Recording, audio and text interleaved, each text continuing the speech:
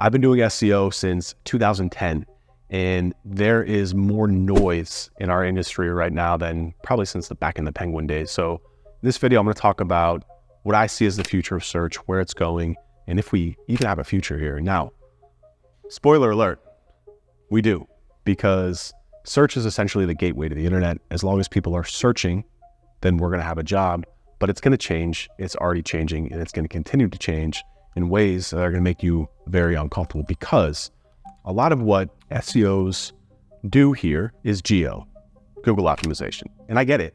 Google owns 90% of the search engine market share. It dominates. People on Twitter all the time are very upset about all the changes Google makes, and they swear they're going to leave and go other places, yet they're still there doing SEO primarily for Google. Now, there are a lot of changes that are happening. Number one, AI Answers is here. Now, frankly, it's a bad product. I've been seeing this in my own testing. I've also been seeing this a lot on Twitter, just flat out bad, incorrect, sometimes borderline offensive answers. I think Google rushed this product out. It was formerly SGE. They kind of scrapped that and just made it very simple into AI Answers. It's essentially just a new knowledge graph, no-click search, just rolled into AI. I don't know if it's going to stick. I don't, but I do know that Google is behind in the arms race for AI. They're going to keep pushing it, and whether or not we like it or not, it's here, and it's changing search, and it's also going to change user behavior in search, and I think it's going to push people out of Google in other platforms, which I'll talk about more. So big news also came out this past month, and that's that OpenAI is teaming up with Apple. Now, we all know that Siri has also been a very bad product. It's just never worked the way it's supposed to, never functioned, and therefore never really took off, even though voice search was supposed to be like the next big thing. Remember that, Gary Vee? So I do think that OpenAI has an extremely good product. I've seen a lot of the demos that they have with their voice product. It's really, really good. I think that this is going to also fracture attention away from Google in terms of where people are searching and gradually chip away more and more, because once it's in our phones and our hardware, people get used to it. We're going to be using that and engaging with that much more. So just ChatGPT in general, this is data from SparkToro. It just shows the mass interest in ChatGPT and the rise of it. And I think we'll talk a little bit more about what people are using ChatGPT for, but the fact is that it's here, it's going to stay. And again, integrating with our hardware and our phones is going to make it a complete game changer. Now, not to pat my own back, even though it's one of my favorite things I love to do, in 2015, write it down, check it out. On Moz, I wrote a post that very much clickbait here. It just says why I stopped selling SEO services, and you should too. But the core argument of this was that essentially what I'm talking about today, again, which is it's not, SEO stands for search engine optimization. Pinterest is a search engine. eBay back then was a big search engine. Amazon is a search engine, and people are going directly to these in order to find what they're looking for, right? I skip it, Google all the time, and just go directly to Amazon more and more to get the products and stuff that I need. It's taking a big chip out of the e-commerce searches. Now, this is only going to get more true and stronger. And I'm gonna give you some examples here. So I think one of the biggest things that SEOs hold on to is this notion that Google is like a branding channel and like a good content distribution channel, when I'm gonna prove to you that it's not, but also just my opinion on it is that it's not. We've just moved away from the type of consumption that Google usually has, right? So this search an example, right? If you're looking for like best summer shoes, do you want to skim through like 30 different listicles that are just regurgitated? Or do you want to see it on TikTok from an influencer of somebody who you follow and like, right? To get actual inspiration. So just how we're discovering content at the top of the funnel has changed a lot. And again, SEOs think it's very linear, top funnel build, blog content awareness, blah, blah, all the way down. It doesn't work like that at all. You know, this is kind of like the traditional Google funnel, like top of the funnel blog, case study. This is not for e-commerce, but it doesn't work like that. It doesn't work like that at all. The internet is an ecosystem now. People are finding and discovering things on other platforms and then going to Google most of the time to finish that search. So let's take an example here, right? You see a pair of white sneakers, you're just scrolling down your feed on Instagram, you're like, oh, those are hot, those are fly, I want those for summertime, right? Maybe you go to Pinterest and you look for white sneaker inspiration, right? Pinterest is much better for that because it's just a visual search engine. You can see things, you can click on it, you can find products.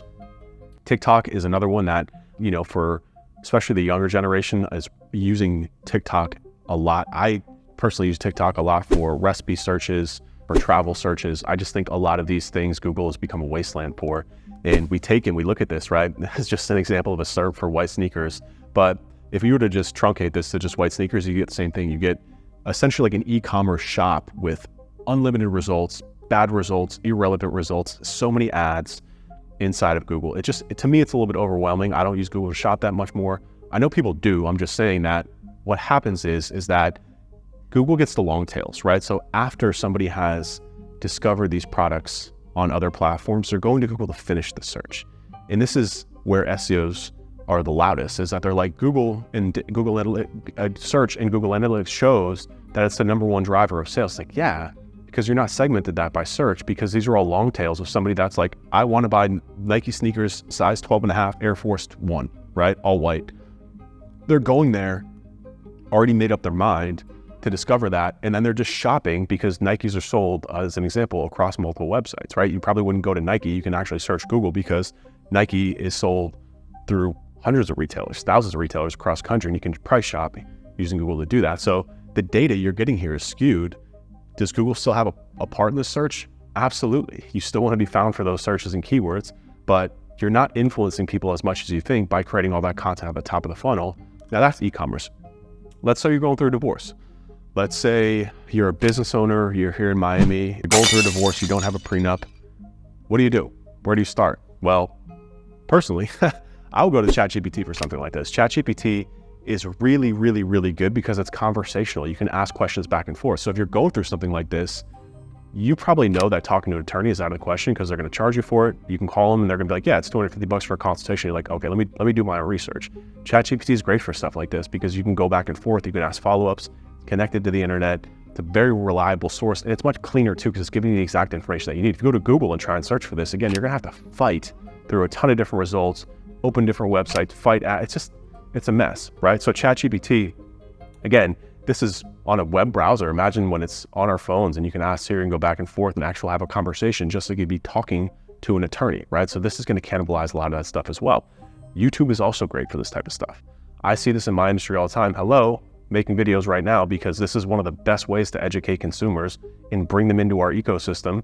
And then when they're ready to convert, right, we're top of mind because they've been thinking about this, they've been watching videos. So video, especially YouTube, which of course is owned by Google, but is an incredible search engine. Actually, the number 2 used search engine on the planet. And for informational searches, for in-depth topics like this, YouTube is great and a lot of people use it. Now, maybe when you're ready to hire an attorney, now you come to Google. And again, you're catching these at the bottom of the funnel. So Google has a place, but the point is that it's not linear. It's fragmented, right? And it's only going to get more fragmented as more of these platforms come up and as AI continues to take a big chunk out of these things. So because what we're seeing a lot of is that when it comes to the actual search, like the data is skewed. It doesn't tell you the right story. This happens in politics all the time, right? They show you a part of the chart that they want you to see and tell you the story to convince it. But when you zoom out and look at the macro thing, you're like, oh, okay, this is fake news. And that's what's happening here. Yes, Google still has 90% of market share because people, when they use a search engine, are going to Google to use a search engine. But that doesn't tell the picture of how people are discovering on other platforms and what they're using other platforms for in order to go to Google and finalize that search. Now, I'm not saying that Google doesn't have top funnel searches. It absolutely does. But what I am saying is that these other platforms, consumers are starting to wake up, are better for it. They're faster, they're easier, they're more accurate. And Google kind of continues to erode their own product with too many ads, this AI crap that they're putting in here. It's only going to get more fragmented over time. So the question becomes, how do we become actual search optimizers, right? There's search engines all over the place. ChatGPT, Pinterest, TikTok, YouTube, Google. How do we become actual search engine optimizers and not just Google optimizers? Because this will help you to complete the picture about why your agency or your SEO service is struggling because you're hyper-focused on Google and it's not driving results because it's just not how people are using it for. And you're trying to rank for these terms that you're never going to rank for because they're not really good result. People don't shop and actually buy or convert through those terms. And the actual conversion terms, you should probably be advertising for, or you're just never going to compete because you're never going to beat Nike for white sneakers. So the first thing we have to do is understand each platform's role, right?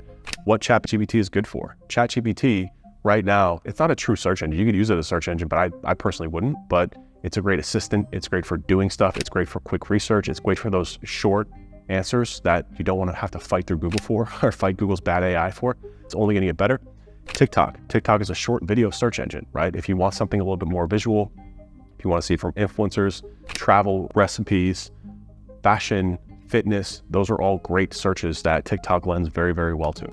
YouTube, for the B2B space, YouTube is everything for me. For longer form searches, my sweet spot is really that 10 to 15 minute video that educates people, very in-depth topic. YouTube is great for that. People are searching that as well. Of course, Google's there, and then also Google Ads, right? I'm just saying that you got to start thinking a little bit more broadly about how and where people are searching. And again, talking to agencies here, you should be working with a single type of customer. So I don't do much TikTok for my clients because when I work with law firms, people aren't really using TikTok to find the information that they need from law firms, right? But YouTube, yes. Google, yes. Google Ads, yes. LinkedIn, yes. And more ChatGPT. Now, I'm not going to lie to you and say I have a ChatGPT optimization process, but what I am going to tell you is that I think we're moving to a much more of a reputation-based ranking factors here. So Google's been trying to do this, or they have been doing with their EEAT, right? Expertise, authority, trustworthiness. And I've been testing ChatGPT more and more. What's great about ChatGPT, it doesn't lie to you. You can actually ask it how it's ranking things. So when you search for DUI attorneys in Miami, I said, give me 3 DUI recommendations for attorneys here in Miami. And then it did, right? And then I kept on badgering. I kept saying, be specific. Tell me exactly how you rank these law firms, right? And it says here, rank them on several criteria: years of experience, client reviews, specializations, comprehensive legal service they offer. Here's a detailed breakdown of each. And it tells you experience, client reviews. And then I kept asking, where are you getting the reviews? What criteria specifically are you looking? And it would say, I get them from Avo, I get them from FindLaw, I get them from Google. We only consider law firms that have 4.7 or above. We only consider law firms that have certain wins, right? We only consider law firms that have a certain level in business. We only consider law firms that have a certain number of attorneys on staff. So I kept on badgering it. And essentially what this is, and this is linking out to, it's actually giving you the sources. What this is telling me is that it's much more reputation based, just like Google wants to get to with EEAT. To me, reputation scores are going to be a little bit more of the future because it'll be more agnostic. So when we talk about optimizing things, we're actually going to be talking about building businesses and help them, not just gaming search algorithms, because we're going to be talking about better customer service, getting reviews, not just going out and hammering links and trying to rank content that matches to a keyword. We're going to talk about raising the overall authority and the quality of the business. So that's what I got. That's my very rudimentary prediction on where we're going with search, what's going to happen. What do you think? Tell me in the comments below, where do you think search is going? Do you think that these AI platforms are a threat to Google? Do you think Google's just a monopoly? They're going to do whatever they want? Tell me in the comments below. I'm here to go back and forth with you. If not, like and subscribe, and I'll see you in the next video.